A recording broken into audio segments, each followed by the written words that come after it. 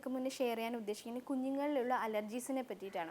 അപ്പോൾ നമുക്ക് ആദ്യം തന്നെ മനസ്സിലാക്കേണ്ടത് ന്യൂ ബോൺസ് ആകുന്ന സമയത്ത് കുഞ്ഞുങ്ങളുടെ ദേഹത്ത് റാഷസ് അല്ലേ, ചെറിയ ചെറിയ കുരുക്കൾ നമ്മൾ കണ്ടുവരുന്നുണ്ട്. പക്ഷേ പല അമ്മമാർക്കും അതൊരു പേടിയാണ്, അത് എന്തുകൊണ്ടാണ് അങ്ങനെ സംഭവിക്കുന്നത് എന്ന രീതിയിലുള്ള ആശങ്കകളുണ്ട്. പക്ഷേ അതിൽ നമ്മൾ പേടിക്കേണ്ട ആവശ്യമില്ല. ആ ന്യൂ ബോൺ ടൈമിൽ കാണുന്നുള്ള റാഷസ് ഒരു 2-3 ഡേയ്സ് കഴിയുമ്പോൾ അത് മാറിപ്പോകുന്നതാണ്. മാത്രമല്ല ഇനിയുള്ള റാഷസ് വരുന്ന ചിലപ്പോൾ ഡൈപ്പറിൻ്റെ അലർജി കൊണ്ടിട്ടായിരിക്കാം. അതും നമ്മൾക്ക് ഇപ്പോൾ എവിടെയെങ്കിലും പോകുമ്പോൾ നമ്മൾ കഴിവതും ഡൈപ്പർ യൂസ് ചെയ്യുക. വീട്ടിലുള്ള സമയത്ത് കഴിവതും കോട്ടൺ തുണികൾ കുഞ്ഞുങ്ങൾക്ക് വെച്ച് കൊടുക്കുന്നതായിരിക്കും വളരെയധികം നല്ലതും. മാത്രമല്ല ഡൈപ്പർ യൂസ് ചെയ്യുന്ന വഴി കുറേ ടൈംസ് അവർ യൂറിൻ പാസ് ചെയ്യുന്ന സമയത്ത് ചിലപ്പോൾ ഇൻഫെക്ഷൻസ് ആവാനുള്ള ചാൻസസ് ഉണ്ട്. അതല്ല എന്നുണ്ടെങ്കിൽ നമ്മൾ 2 to 3 അവേഴ്സിനുള്ളിൽ ഡൈപ്പർ ചേഞ്ച് ചെയ്തിരിക്കണം. അത് നമ്മൾ ആ ഒരു കാൽക്കുലേഷൻ നമ്മുടെ മൈൻഡിൽ തന്നെ വെച്ച് നമ്മൾ മാറ്റി കൊടുക്കേണ്ടതും അത്യാവശ്യമാണ്. അപ്പോൾ ഈ റാഷസ് ഒക്കെ നമുക്ക് വളരെ രീതിയിലുള്ളൊരു പേടിപ്പിക്കുന്ന ഒരു റാഷസ് അല്ല. പിന്നെ നമ്മൾ ഈ ഫുഡ് കൊടുത്തു കഴിയുമ്പോൾ നമുക്കറിയാം 6 മാസം വരെ കുഞ്ഞുങ്ങൾക്ക് മുലപ്പാൽ മാത്രമാണ് നമ്മൾ കൊടുക്കേണ്ടതും. അത് കഴിഞ്ഞ് 6 മാസം തൊട്ട് 1 ഇയറിനകത്ത് നമ്മൾ ഫാമിലി പോട്ട് ഫുഡ് കുഞ്ഞുങ്ങൾക്ക് എല്ലാ ഫുഡ്സും നമ്മൾ ഇൻട്രൊഡ്യൂസ് ചെയ്തിരിക്കണം. അവർക്ക് നമ്മുടെ വീട്ടിലുണ്ടാക്കുന്ന എല്ലാ ഭക്ഷണങ്ങളും അത് കൊടുക്കുമ്പോൾ നമ്മൾ വളരെയധികം ശ്രദ്ധിക്കേണ്ടതായിട്ടുണ്ട്. അത് കൊടുക്കുമ്പോൾ നമ്മളുള്ള റാഷസും കാര്യങ്ങളൊക്കെ നമ്മൾ നോട്ടിഫൈ ചെയ്യണം. ഈ അലർജി ഓരോ ഫുഡ് കൊടുക്കുന്ന നമ്മൾ പറയുന്നത് ഇത് തന്നെയാണ്. ഓരോ പുതിയ ഫുഡ് ഇൻട്രൊഡ്യൂസ് ചെയ്ത് കഴിയുമ്പോഴും നമ്മൾ 2 to 3 അവേഴ്സ് അല്ലെങ്കിൽ ഒരു ഡേ ഗ്യാപ്പ് ഇട്ടിട്ട് വേണം നമ്മൾ നെക്സ്റ്റ് അതേ ഫുഡ് കൊടുക്കാനായിട്ട്. അത് എന്തിനാണെന്ന് വെച്ചാൽ നമുക്ക് ഏത് ഫുഡിലാണ് അലർജി ഉള്ളത് എന്ന് നമുക്ക് മനസ്സിലാക്കാൻ വേണ്ടിയിട്ടാണ്.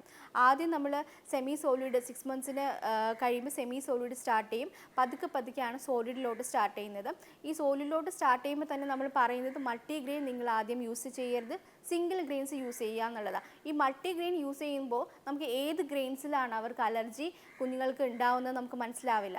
സോ അതുകൊണ്ടാണ് നമ്മൾ ഓരോ ഗ്രെയിൻസ് ആയിട്ട്, ഇപ്പോൾ വീറ്റ് ആണെങ്കിൽ അത് മാത്രമായിട്ട്, റൈസ് ആണെങ്കിൽ അത് മാത്രമായിട്ട്, ദാലാണെങ്കിൽ അങ്ങനെ ഓരോന്നായിട്ട് കൊടുക്കുമ്പോൾ മാത്രമേ നമുക്ക് കുഞ്ഞുങ്ങൾക്ക് ഏതിലാണ് അലർജി ഉള്ളതെന്ന് മനസ്സിലാവുള്ളൂ. അതുപോലെ തന്നെ മുട്ട കൊടുക്കുമ്പോൾ നമ്മൾ ആദ്യം പറയുന്നത് മുട്ടയുടെ മഞ്ഞ കൊടുക്കുക എന്നുള്ളതാണ്, എഗ് യോക്ക് കൊടുക്കുക എന്നുള്ളതാണ്. അത് കഴിഞ്ഞ് വെള്ള. ഇത് ഓരോ ഫുഡ് കൊടുക്കുമ്പോഴും 2 അല്ലെങ്കിൽ 1 ഡേ എങ്കിലും ഗ്യാപ്പ് ഇട്ട് നമ്മൾ കൊടുത്തു കഴിഞ്ഞാൽ നമുക്ക് ഏത് ഫുഡിലാണ് കുഞ്ഞുങ്ങൾക്ക് അലർജി ഉണ്ടാകുന്നത്. ഈ അലർജിയുടെ സിംറ്റംസ് എങ്ങനെയെന്ന് ചോദിക്കുവാണെങ്കിൽ, ഒന്ന്, കുഞ്ഞുങ്ങൾക്ക് നന്നായിട്ട് വൊമിറ്റിംഗ് ടെൻഡൻസി ഉണ്ടാവും.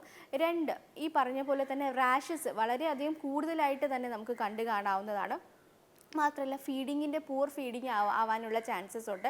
ഡയറിയ പോലത്തുള്ള അസുഖങ്ങൾ വരാം. അതായത് ഫ്രീക്വൻ്റ് ആയിട്ട് മോഷൻ പോയിക്കൊണ്ടേ ഇരിക്കുക. അങ്ങനത്തെ സിംറ്റംസ് ഒക്കെ നമ്മൾ, മാത്രമല്ല കണ്ണിന് ചുറ്റും നല്ല തടിച്ചിട്ട് നല്ല റെഡിഷ് കളറായിട്ട് വരാനുള്ള ചാൻസ് ഉണ്ട്. ഈ ഓരോ കുഞ്ഞുങ്ങളനുസരിച്ചാണ് ഈ അലർജിയുടെ ഡിപ്പെൻഡൻസി മാറുന്നത്. അതായത് എല്ലാവർക്കും ഈ സെയിം അലർജി വരണം എന്നില്ല. ഓരോ കുഞ്ഞുങ്ങൾക്കും ഓരോ രീതിയിലുള്ള അലർജി ആയിരിക്കും വരുന്നത്. അപ്പോൾ ഇതൊക്കെയാണ് അലർജിയുടെ സിംറ്റംസ് നമ്മൾ മനസ്സിലാക്കി വെക്കേണ്ടത്. പിന്നെ ഏതൊക്കെ ഫുഡിലാണ് അലർജി വരാനുള്ള ചാൻസസ്? ഒന്ന്, പശുവിൻ്റെ പാല് കൊടുക്കുമ്പോൾ ചിലപ്പോൾ അലർജി വരാൻ ചാൻസസ് ഉണ്ട്. ഈ പറയുന്ന പോലെ മുട്ട കൊടുക്കുമ്പോൾ വരാൻ ചാൻസ് ഉണ്ട്. സോയാബീൻ കൊടുക്കുമ്പോൾ വരാനുള്ള ചാൻസ് ഉണ്ട്. അതുപോലെ തന്നെ ചില എണ്ണകൾ കൊടുക്കുമ്പോഴത്തേക്കും കുഞ്ഞുങ്ങൾക്ക് അലർജി വരാനുള്ള ചാൻസ് ഉണ്ട്. നട്ട്സ് കൊടുക്കുമ്പോൾ അതായത് നട്ട്സ് മൾട്ടി ആയിട്ട് നമ്മൾ കൊടുക്കരുത്. ഒന്നുകിൽ പിസ്ത അല്ലെങ്കിൽ കാഷ്യൂനട്ട്, അങ്ങനെ ഓരോന്നോരോന്നായിട്ട് കൊടുക്കുക. ഈ നട്ട്സ് കൊടുക്കുമ്പോഴും കപ്പലണ്ടി അതുപോലത്തെ ഫുഡ് കൊടുക്കുമ്പോഴും കുഞ്ഞുങ്ങൾക്ക് അലർജി വരാനുള്ള ചാൻസസ് കൂടുതലാണ്.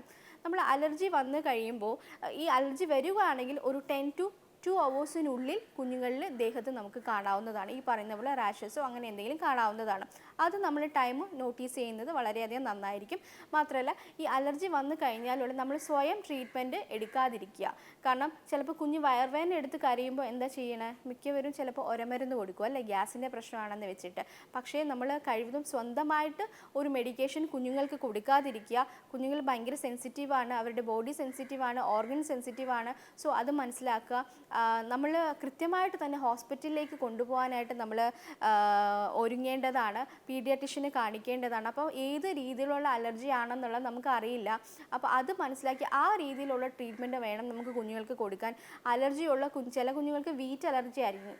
അത് പറയാൻ കാരണം നമ്മുടെ ഹോർലിക്സിലൊക്കെ വീറ്റ് കണ്ടൻ്റ് ആണ്. അപ്പോൾ അത് ചില കുഞ്ഞുങ്ങൾക്ക്, അത് എല്ലാ കുട്ടികൾക്കും ഹോർലിക്സ് അലർജി എന്നല്ല, ചില കേസസ് ചില കുട്ടികളുടെ ശരീരത്തിനെ ഡിപ്പെൻഡ് ചെയ്തിരിക്കും അവർക്ക് ഏത് ഫുഡാണ് അലർജി എന്നുള്ളത്.